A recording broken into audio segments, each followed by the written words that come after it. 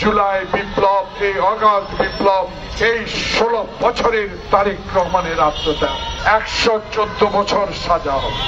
সাজা তো হাসিনা ক্ষমতা থাকার নামে আলেম ওলামাদের দাড়ি টেনে ইমামগিরি থেকে নিয়ে এসেছে। একটু আগে একজন বক্তা বলেছে গ্রেফতার হওয়ার পর আমি প্রত্যেকটা আলেম ওলামার ঘরে ঘরে গিয়ে তার পরিবারকে সান্ত্বনা দিয়েছি। কারণ আপনারা আমাকে ক্ষমতায় বসাবার জন্য নয়, বিএনপিকে ক্ষমতায় বসাবার জন্য নয়, তারেক রহমানকে ক্ষমতায় বসাবার জন্য নয়, বাংলাদেশে শেখ হাসিনা যেই নির্বাচনকে কলুষিত করেছে, যেই নির্বাচনের ভোটারদেরকে লুণ্ঠিত করেছে, যেই নির্বাচনের নামে প্রহসন করেছে, ক্ষমতা থাকার নামে আলেম ওলামাদের দাড়ি টেনে ইমামগিরি থেকে নিয়ে এসেছে, তার প্রতিবাদ করার জন্য বাংলাদেশে এই জুলাই বিপ্লব, এই অগাস্ট বিপ্লব, এই 16 বছরের তারেক রহমানের আত্মত্যাগ।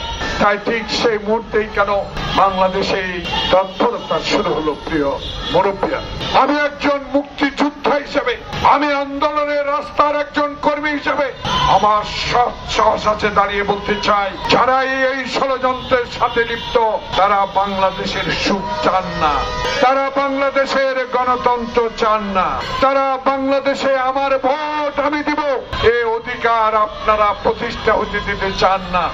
কারণ আপনারা মনে হয় মোদির আশ্রয়ে শেখ হাসিনা বাংলাদেশে আবার এসে সেই ফ্যাসিস্ট তৈরি করুক, এটাই কি চান? তা হবে না প্রিয় ভাই। তাই এই প্রসিকিউশনের তাজুল বলেছে অ্যাডভোকেট সাহেব 114 বছর সাজা হবে। সাজা তো হাসিনা